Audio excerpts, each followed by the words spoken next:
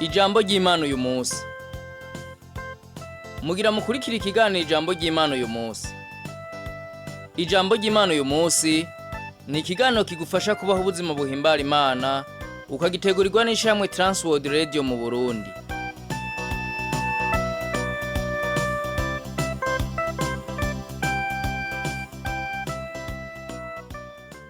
Ndakuramukije inshuti mugenzi mukuze kino kiganiro ijambo ry'Imana uyu munsi.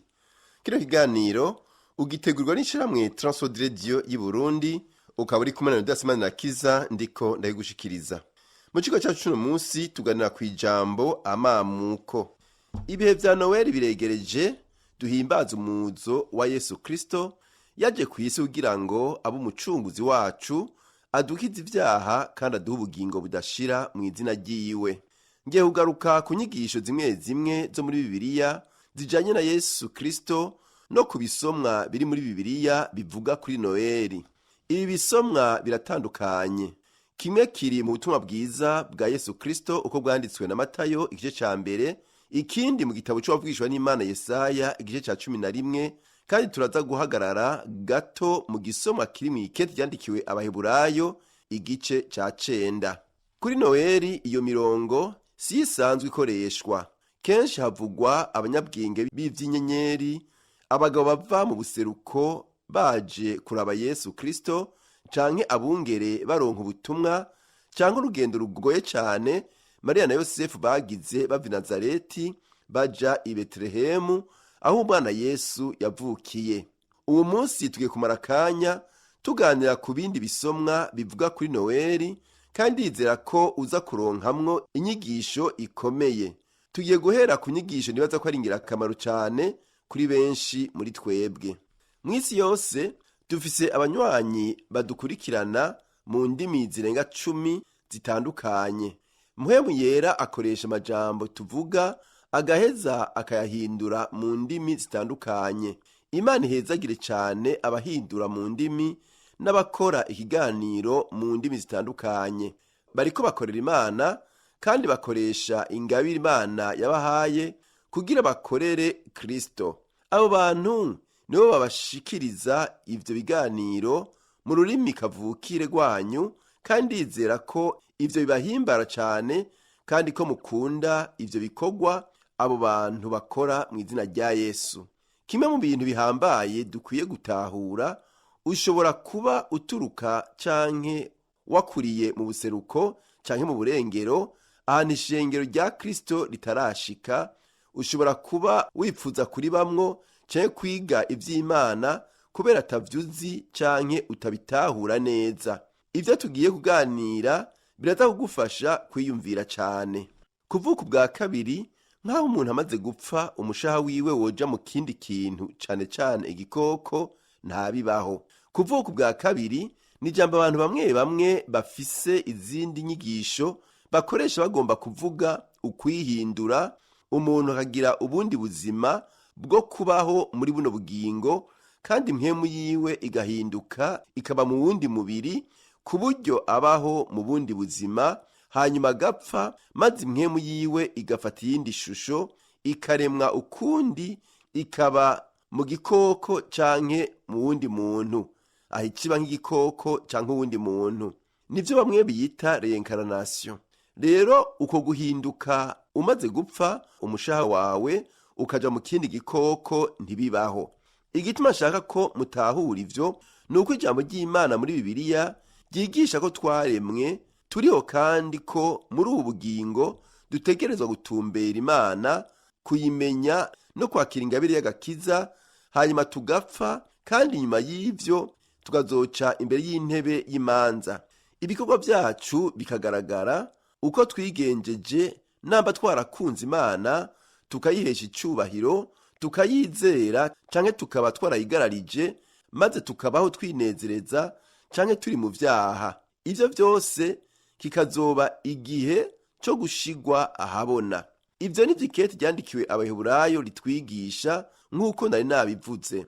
Ikete ryandikiwe Abaheburayo igice c'9 umurongo wa 27 havuga ngo, kandi nk'uko abantu babikiwe gupfa rimwe, hanyuma yaho hakaza imanza, na Kristo nuko yamaze gutangwa rimwe ngo yishireko ivyaha vya benshi, azoboneka ubwa kabiri atazanywe n'ivyaha, abonekere abamwiteze ngo abakize. Uwo murongo urahambaye cane kuko twigisha ko dufise ubugingo bumwe gusa, ubw'Imana yaduhaye nk'abantu buntu. Murakwiye gutahura cane ko ata ncuro nyinshi ufise zo kwihana. Muri buno bugingo utegerezwa gutumbera umwami Yesu. Umwanya ufise muri buno bugingo bwawe niwo mwanya wo kuza kuri Yesu Kristo. Nibaza ko ibi biza gufasha cane abantu mwese muriko muradukurikirana, mugerageza kwibaza ko muzoronka akandi karyo ko kwihana inyuma y'urupfu. Inyishu nuko ata kandi karyo uzoronka ko kwihana, nta wundi mwanya uzoronka kiretse wihanye ubu ukiriho. Inyuma y'urupfu hazoba imanza. Kristo azokubaza ivyo wakoze vyose, ko wamutumbereye kandi ko wamuhimbariwe canke utamuhimbariwe. Igihambaye kuri Noweli, kumbure uribaza igituma ngarutse kuri Noweli, nuko Yesu yambaye umubiri w'umuntu, kandi ico nico twita kwigira umuntu, aho Yesu uwa kabiri mu butatu bweranda yaje kw'isi kandi akambara umubiri w'umuntu. Birakwiye ko utahura ko utavuka ubwa kabiri mu kwinjira mu wundi mubiri, kuko ivyo ataho bihuriye n'ivya Kristo. Kristo yigisha ko umwana w'Imana umunsi umwe yambaye umubiri w'umuntu maze agahinduka umuntu. Ico nico twibuka ku munsi wa Noheli, kandi bakwiye gutahura ko Yesu atahereye i Betelehemu. Turavuga ukuvuka kwa Yesu i Betelehemu, ariko aho si ivuka ryiwe ryahereye. N'umwana w'Imana ihoraho, kandi yaje yambaye umubiri w'umuntu kuri Noweli kugira ngo abe umucunguzi wacu, yikorere ivyaha vyacu. Mu mico myinshi ivyo bitahurwa nabi, kandi abantu benshi bibaza ko ugufatwa kwa Yesu Kristo no kwicwa kwiwe vyabaye giturumbuka, nkaho yoba yafashwe giturumbuka kubera ibikorwa vyari vyamunaniye, canke ko yishwe kubera intege nke ziwe. Ivyo sivyo na gatoya. Ivyabaye vyose yari integuro y'Imana Data, kandi Yesu vyose yarabizi. Izuka ryiwe rirerekana ko ivyo vyose vyari vyarateguwe kandi bitunganijwe neza, kandi ko kuva mu ntango igihe Yesu yashika i Betelehemu yagiriwe nabi kandi agategwa n'isi na Satani. Aho Yesu yari yinjiye mu ntambara yo mu buryo bw'impwemu. Ubu naho nagomba kuvuga ku butumwa buri mu gitabo c'uwavugishwa n'Imana Yesaya, igice ca 11 umurongo wa mbere. N'amajambo aryoshe cane. Ni igisomwa co mw'isezerano rya kera, kandi n'ubuhanuzi ku muzo wa Yesu Kristo. Havuga ngo, ku gishitsi ca Isayi hazonaga agashami, kandi umunago wanaze mu mizi yiwe uzokwama.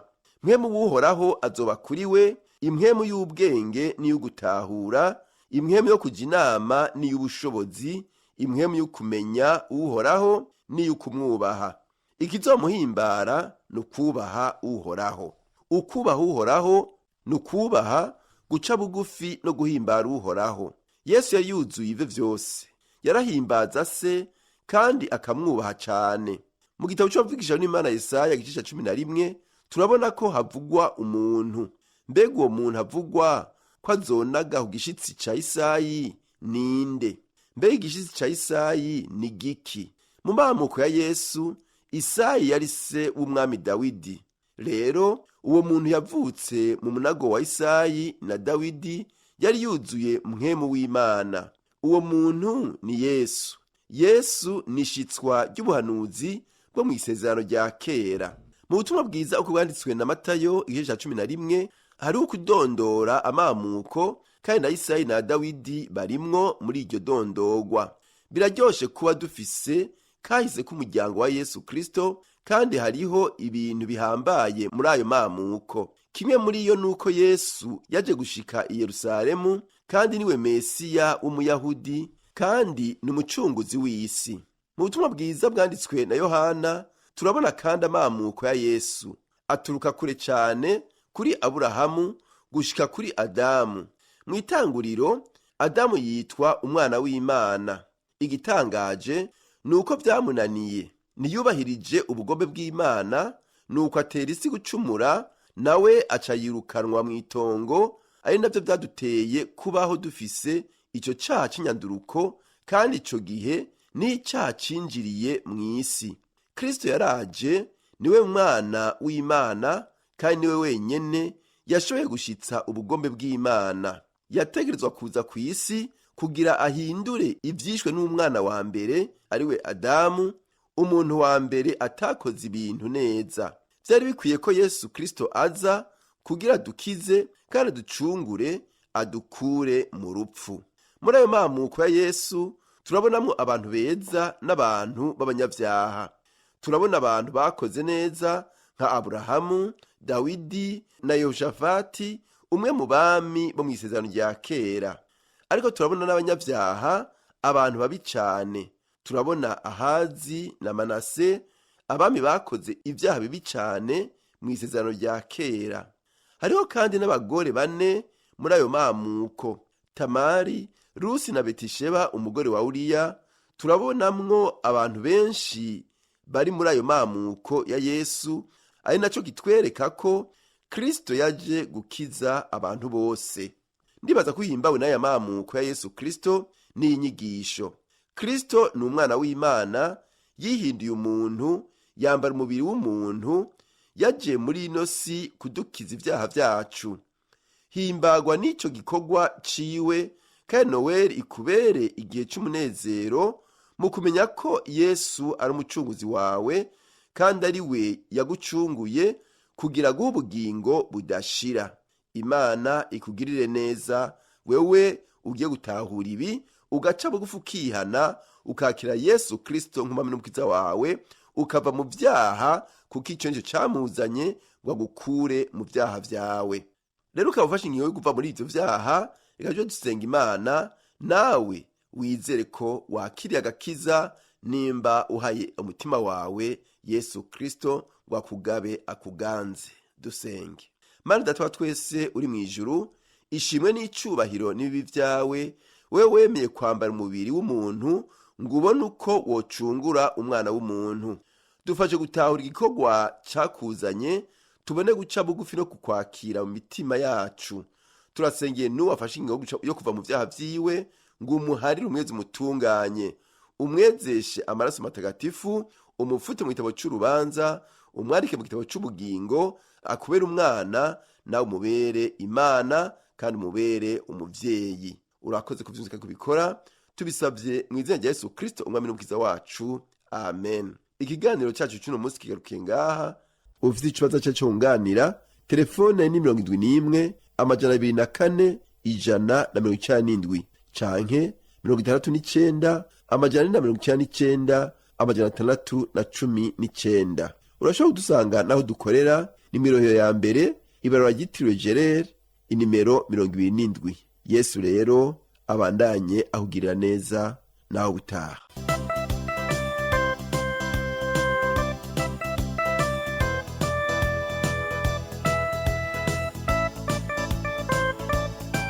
Uhejeje gukurikira ikiganiro ijambo ry'Imana uyu munsi. Ufise ico ubaza canke ico wunganira, twandikire kuri email twereburundi@gmail.com. Urashobora kandi kutwandikira kuri Facebook Burundi. Nimero ya WhatsApp na 257 69 499 619. Urashobora kutwandikira ikete ugasanduku k'amakete 1140 i Bujumbura. Telefone yo mu biro ni 22 24 26 57.